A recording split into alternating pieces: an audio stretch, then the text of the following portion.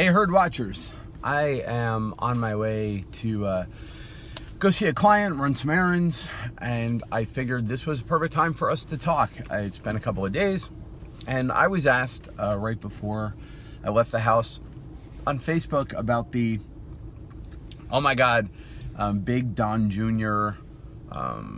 Sort of revelation about this non-meeting with a non-Russian government official, whatever. Okay, so let's talk about this. Let's do this. Let's back up and set the stage for the timeline before we go any further, because the context is important here. So before WikiLeaks dropped the DNC information, and depending on what cybersecurity information you believe, probably before the best indications we have of when Seth Rich, and it's looking more and more likely that Seth Rich copied a bunch of information to a flash drive or worked with someone who copied a bunch of emails and whatever to a flash drive and then walked it out of the DNC.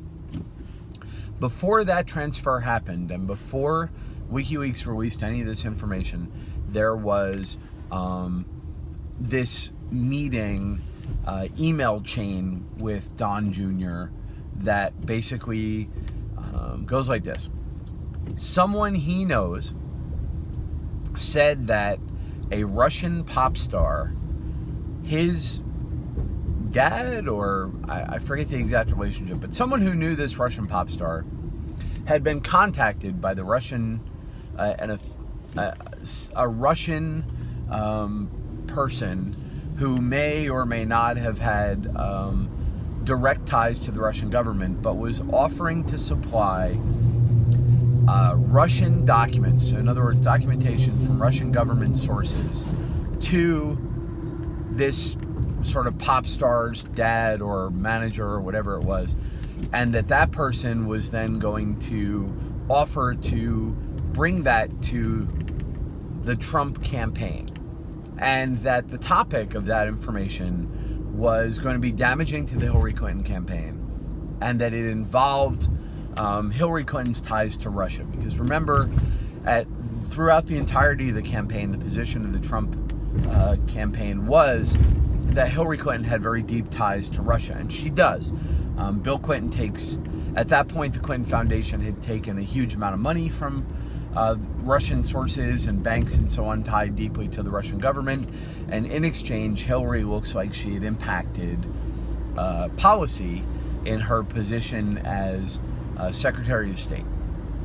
So the documentation that was in the offing here was around the topic of Hillary Clinton's sort of deep ties and collusion to the Russian government, which is why getting documentation from Russian government sources, not meaning directly from the Russian government, but getting official documentation that spoke about her involvement with the Russian government that was damaging to Hillary Clinton would have been incredibly useful to the Trump campaign.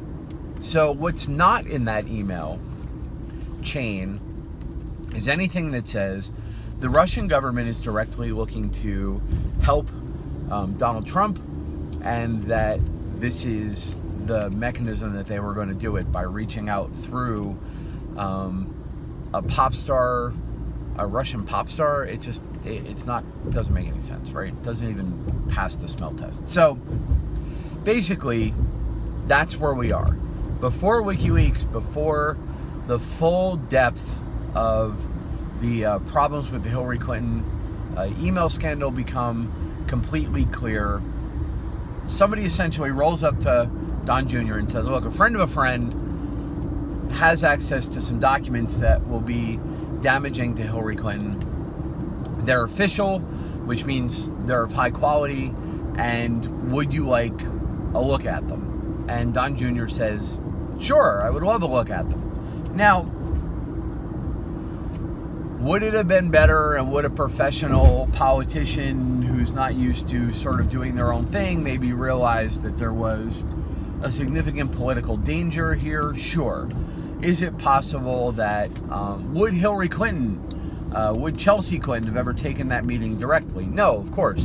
What Chelsea Clinton would have done, which is what the Clintons typically do, which is they would have had, 3 or 4 levels of cutouts, because they would have noticed that there was a political potential landmine here. But that's not the way Trump Jr. rolls, right? He's interested in the information. He's not breaking any laws by taking the meeting. And by the way, he's not breaking any laws by taking the meeting. Even had the meeting actually been Vladimir Putin calling Donald Jr. up and saying, hey, by the way, comrade, I have information for you that will sink Hillary Clinton, that meeting would not have been illegal or treasonous or impeachable. I just want you to get a real clear idea of the scale and context that we're talking about here. None of that would have been the end of the Trump administration from a legal standpoint. Politically, who knows? But legally, that simply would not be an issue. And in fact, there is no crime, and there is no actual real definition of colluding with a foreign government to acquire information by legal means on your political opponent. And we can see that in the many interactions that we know about between Hillary Clinton and the DNC and foreign governments for the purposes of attempting to sink the Trump campaign. For instance, we know that Ukrainian government officials worked very hard and hand in glove with the Hillary Clinton campaign in an attempt to cast aspersions on the Trump campaign with respect to their ties to Russia. And that involved the Ukrainian government officially creating documentation supporting the idea that they were investigating the Trump campaign and doing so in coordination with the Hillary Clinton campaign and the DNC. We know that in the form of the Clinton campaign and the DNC hiring Fusion GPS specifically to work with foreign intelligence operatives in England using their contacts with an ex-MI6 agent and other foreign governments to sort of compile this false dossier on Trump. So what we know, and I'm not even pointing this out in the obvious, they do it too, kind of way. That's not my point here, though that would be not a hard point to make. My point is that we know from the actions of deeply educated political operative animals and political campaigns that simply interacting with foreign nationals and simply interacting with foreign officials for the purposes of opposition research and for the purposes of developing information that would be useful in a political campaign is not in and of itself a significant legal problem unless the means used to acquire that information is itself illegal, at your behest, in fact. So that's what we know. Now, in the end, this woman, the woman who was sort of pushing this for this meeting, turns out not to have been a Soviet government official, had no official Soviet information to share, and that in fact she wanted to talk about if Donald Trump is elected, there's this adoption law that she has an interest in. And so after a boring 20-minute meeting that bore absolutely no connection to the Russian government, the meeting was terminated and they had no further contact with that person. And here's what's really intriguing about this.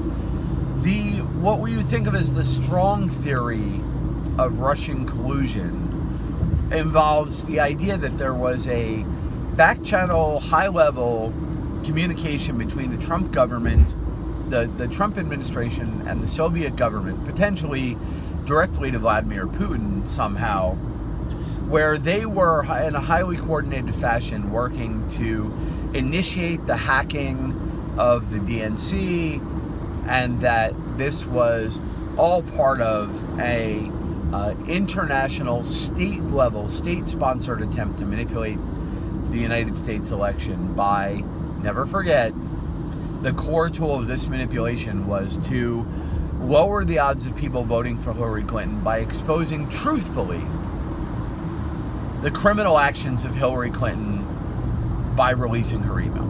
That the real, even the strong theory of Soviet collusion requires you to accept that Hillary Clinton broke the law, was dirty, and and that if people knew the truth about her, they would never elect her to the presidency, and that the super wrong thing that they were supposed to have done was expose this. But that theory of collusion requires a deep connection between the Trump administration or Trump campaign and the Soviet government, which means that at the dates mentioned on these emails, there should have been no room for a Soviet pop star to be passing sort of government documents off to the Trump campaign. That's how boring this is. Because they should have, at that point, already had direct access to that information via high-level sources. Which means, I don't know what it is we're supposed to be talking about here.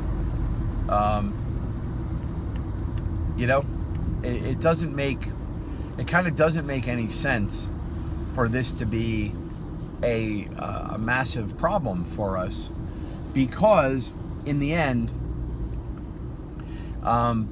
what is it we're actually talking about here? I'm not 100% sure what we're supposed to be all upset about. Yeah. Anyway, so that's kind of where this all shakes out, in the sense of, let's assume that this woman had been everything she said she had been. That would not be impeachable. It would not talk about collusion between the Russian government and the Trump campaign. And more to the point, the existence of a meeting like that being of interest to John Jr. in the form of opposition research is a strong argument against the idea that the Soviet government and the Trump campaign had deep ties in communication. So, I don't know what we're talking about here. Donald Trump Jr. is not legally in any significant problem, though I'm sure Mueller will, hire another 25 ex-Clinton attorneys, and, there will be more and more and more and more of this craziness, probably going on forever, but there was always going to be more of that. But was the Trump campaign in communication with any official of the Russian government? No. Do we have any information that the Trump campaign and the Russian government colluded in any way whatsoever? No. Do we now have any more information than we had before indicating that such communication was happening? No. In fact, this sort of exchange belies the idea that there was that sort of a thing. And so we still, no evidence of collusion between the Russian government and the Trump campaign. No one in the Trump campaign, with the exception of the guy, what's his name? The Obama appointee who got nuked, Flynn. None of them so far, nobody has made a mistake on any of their declaration forms. Don Jr. hasn't even filed for this stuff because he's not part of the administration. So I understand that there's a collective left-wing orgasm over there, and that, you guys all think this is the beginning of the end. But it is of none of that. Though CNN will talk about nothing else for the foreseeable future. But there's nothing here. Now, would I have preferred he didn't take that meeting? Sure. I mean, it's causing some political problems now. Would I have taken that meeting? Absolutely. Would Hillary Clinton have had her campaign take that meeting? Yes, we know that because she has had her campaign take meetings like that.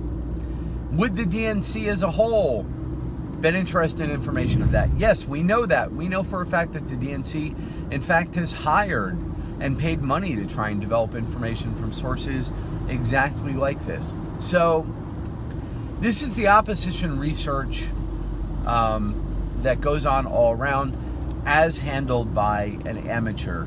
And yes, it will cause some wiggling and some screaming, and Mueller will go off and do his thing. But both from the level of, on a political level, I don't think, outside of the fact that it keeps this sort of Russian narrative alive, that this is going to turn out to be a huge thing. And I don't think that, legally it's a big problem. Now, and as from an ethical standpoint, I don't particularly have a problem with the Trump campaign taking information about criminal activity by Hillary Clinton from any source that cared to name it. The issue here is that we're talking about illegal information that would have exposed.